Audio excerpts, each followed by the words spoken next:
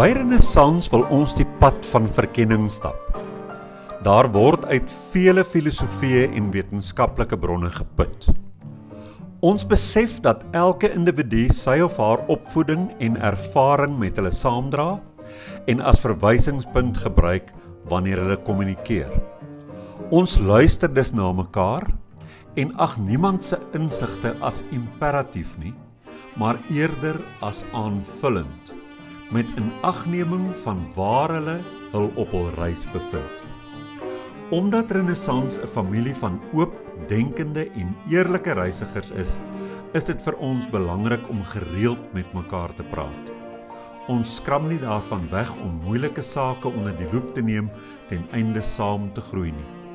Ons verwag nie eenparigheid nie, maar streef na dialoog waarbinne respek, 'n oop gemoed en egtheid die weg baan tot nuwe moontlikhede. Dit beteken natuurlik dat ons nooit finale antwoorde kan hê nie, want ontdekking en groei voorveronderstel mekaar. Daarom wil Renaissans 'n veilige ruimte wees vir mense wat verken.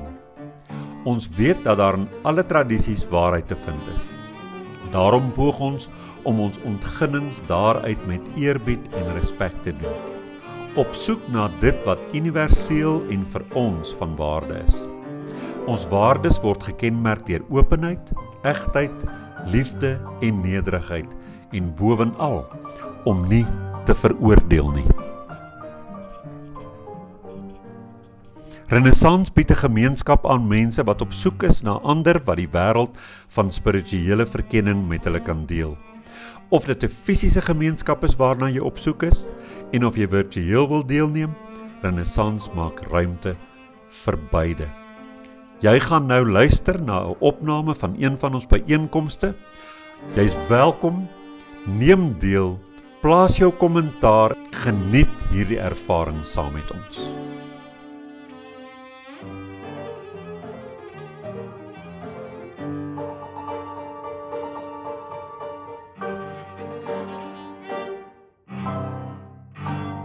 Goeiedag vriende, ons wil julle herinner om Renaissans in gedagte te hou met jou finansiële beplanning. As jy Renaissans 'n vaste item op jou begroting kan maak, kan dit ons help om 'n konstante inkomste te genereer, waarmee ons baie beter kan beplan en vooruitdink. Jou bydrae word opreg gewaardeer.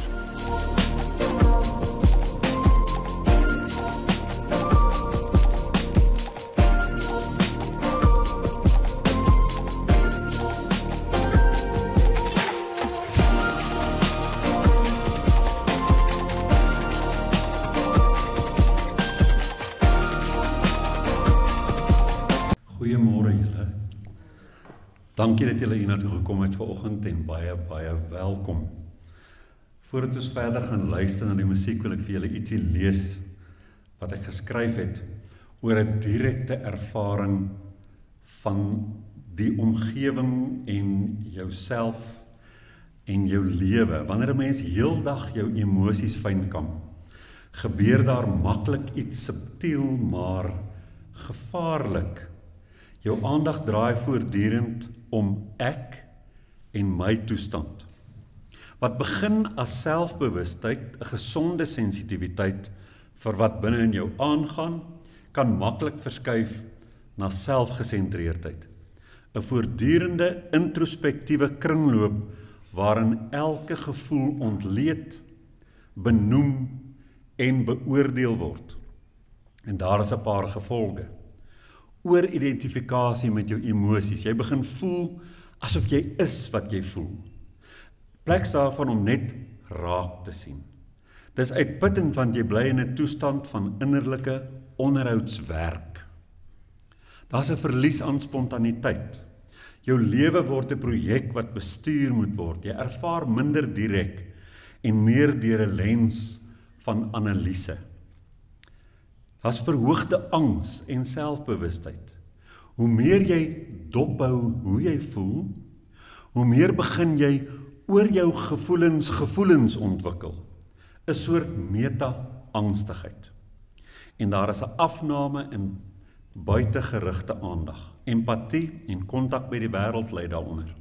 Want jou energie bly binne in jou eie sielkundige mikroskoop vasgevang. Ware selfbewustheid het 'n ritme van in en uitasem. Jy kyk na binne om te verstaan en dan kyk jy weer na buite om eenvoudig te wees en te leef. Daar's 'n mooi beeld van die monnik Thich Nhat Hanh. Hy sê mens moet leer om jou gevoelens te herken soos wolke wat verbydryf, nie soos die weer self nie. Dit beteken sien, voel, maar moenie bly om met jou vingerpunte die wolke se kontoure te trek nie. Ons gaan nou na musiek luister. Mag jy sonder die lens van analise of om oor jouself te dink of om te voel wat jy nou voel, jouself net oorgee vir wat na jou toe kom, soos wat die musiek deur hierdie vertrek spoel. Dankie, Jannie.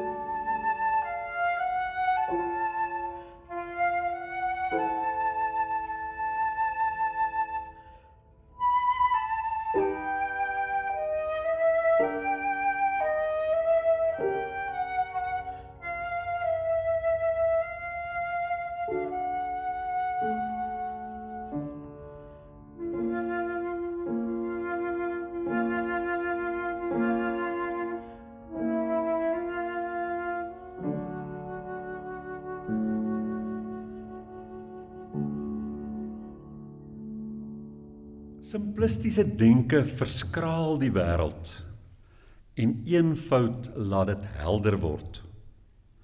Oorvereenvoudiging sny weg, maar eenvoud maak oop. Oorvereenvoudiging verkleineer. Eenvoud verdiep.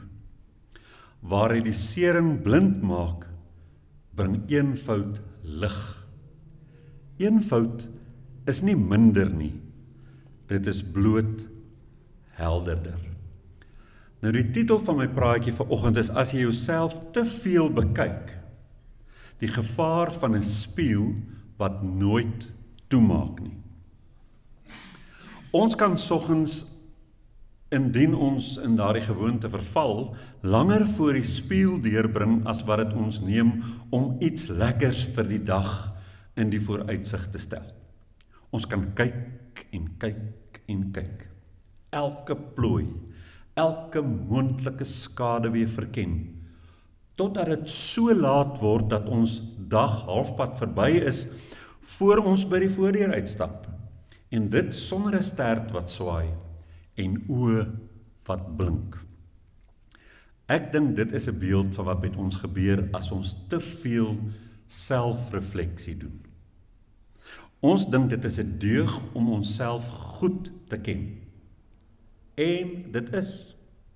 Maar soos aardbeie wat in klein hoeveelhede heerlik en gesond is, maar uiteindelik as jy te veel daarvan inkry, jou niere begin kwaad aandoen, kan hierdie ook nie noodwendig altyd goeie werk afgee nie. My teses vanoggend is eenvoudig. Selfrefleksie, filosofiese bepeinsing en spirituele soeke is waardevol en nodig, maar in oormaat word dit 'n kringloop wat jou uit jou lewe self uitlig. Dit word 'n spieël wat nooit toemaak nie. Nou daar is waarde in selfbetragting. Ons moet eerlik wees, daar is iets edel aan selfbewustheid. Dit is nie onsinnig dat die tempel van Apollo in Delphi die inskripsie gedra het, ken jouself nie. Sokrates het dit sy lese gemaak.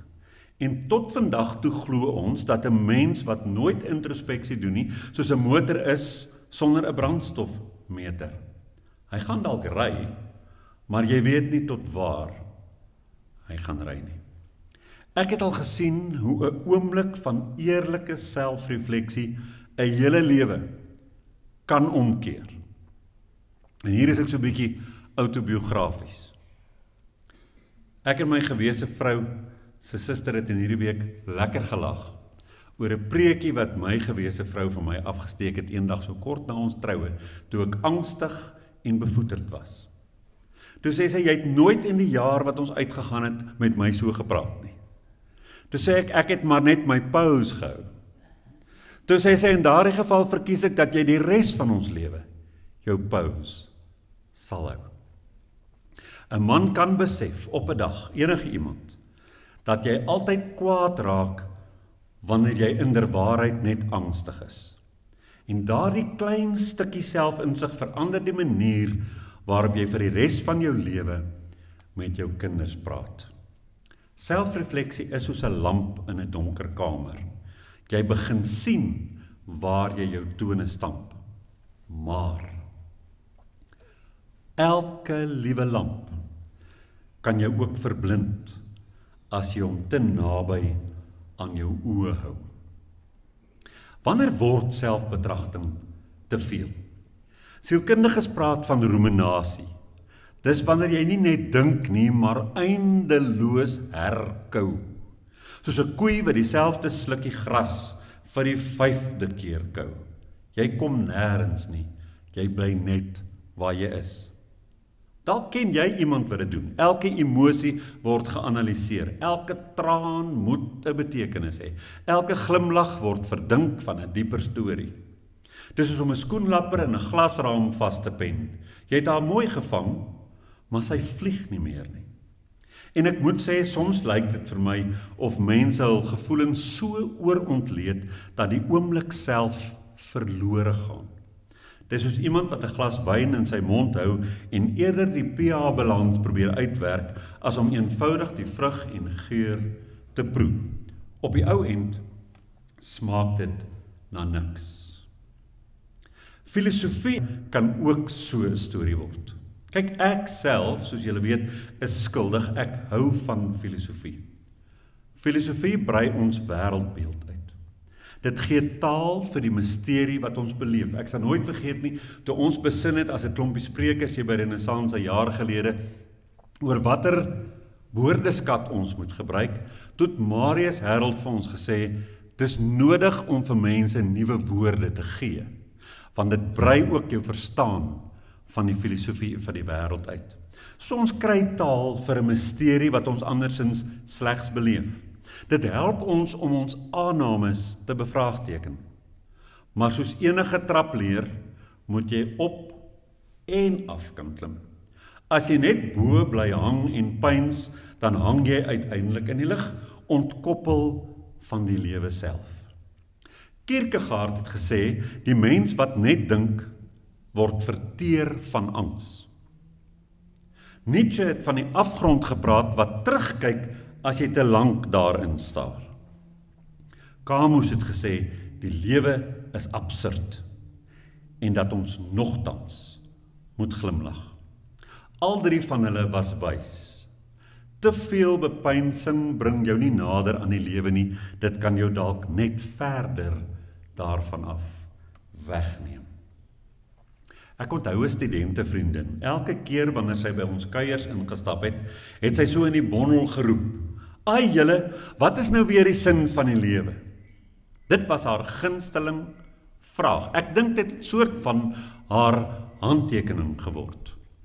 Sy het nooit haar take betyds ingehandig nie, want sy was te besig om oor die sin van die studierigting self te wonder.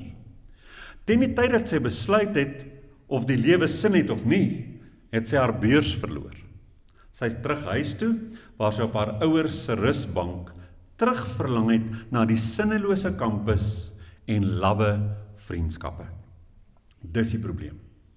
As ons slegs dink oor die betekenis van die lewe, maar nooit begin lewe nie, dan mis ons die troue, terwyl ons nog ons skoene vir die okasie kies. Spirituele denke kan ook so 'n probleem word. Spirituele denke is 'n heerlike dimensie, dit weet ek en julle. Dit gee betekenis, dit gee hoop, dit bring dikwels 'n gevoel van verbondenheid aan die groter geheel.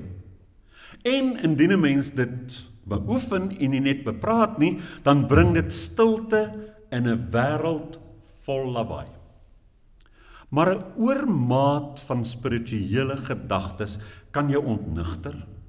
Dit kan jou leegtap, terwyl jy jou kop volmaak met konsepte en inderwaarheid jou brein oorlaai.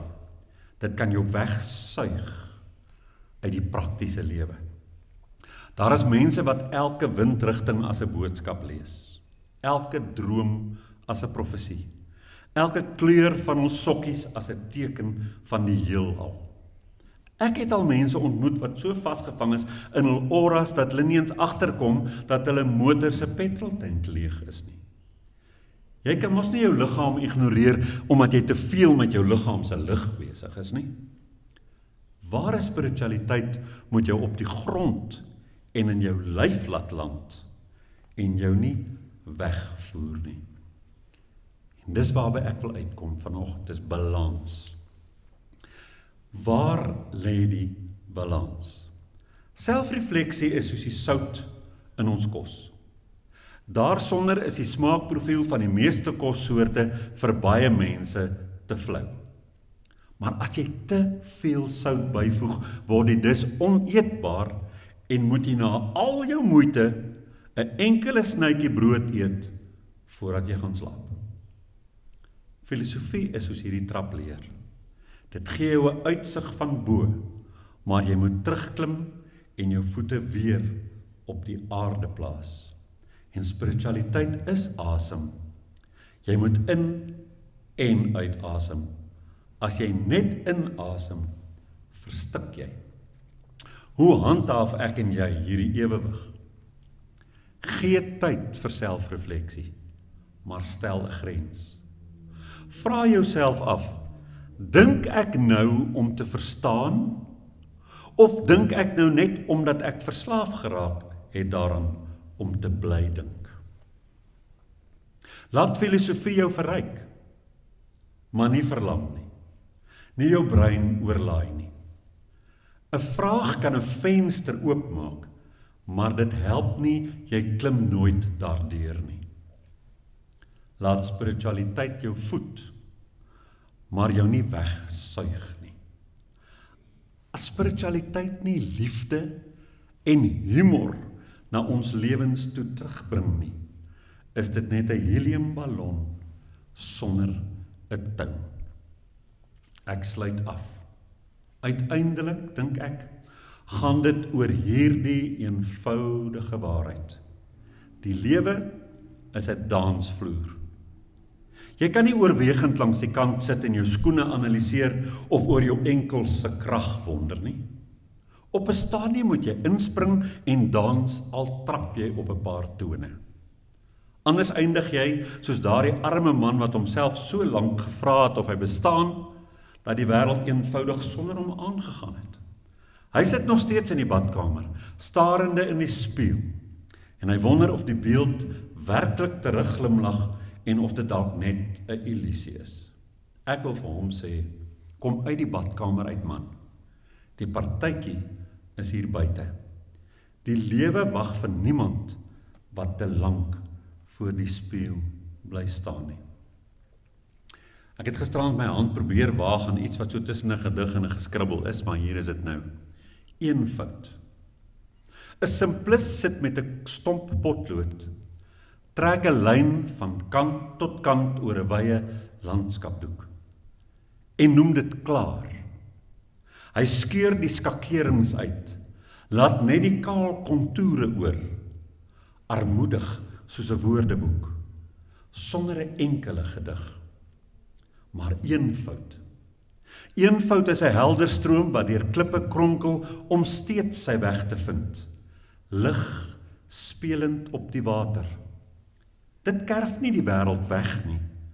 Dit wys net hoe alles vryer asemhaal wanneer ek dit sagter klem. Ophou klou.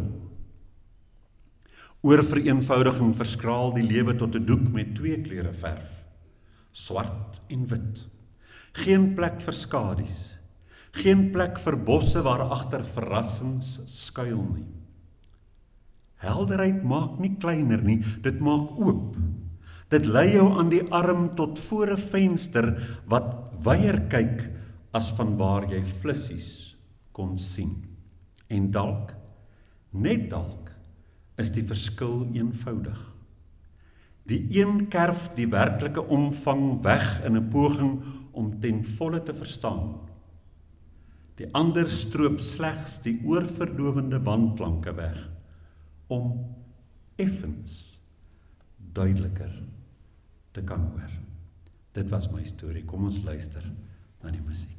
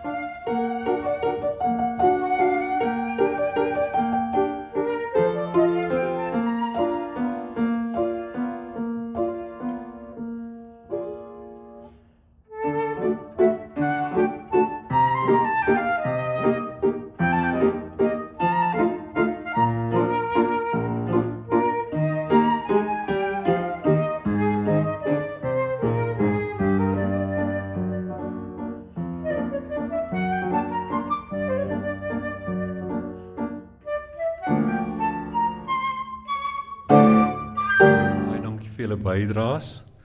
Dit maak die hele Renaissance ervaring moontlik dat julle bydra. Baie dankie. Ek het vergeet wat is ons fluitspeler se naam. Renay. Baie welkom Renay, dis haar eerste maal. Sy staan vanoggend in vir Letitia. Julle weet seker Letitia het 'n tweede baba. So ek kan my net voorstel hoe dit soms gaan in daai huis snags. Maar baie dankie Renay, dit was pragtig Jannie. Dit was wonderlik om na julle te luister en julle word genooi vir 'n koppie koffie, die van julle wat nog tyd het daarvoor. Sal lekker wees om jou te sien en bietjie te klets. Mag die dag vir die res van julle en ook almal van julle eintlik maar, selfs na die koffie, baie lekker wees. Mag die week 'n goeie een wees. Moenie te veel dink nie. Lewe ook. Dit was goed om julle te sien.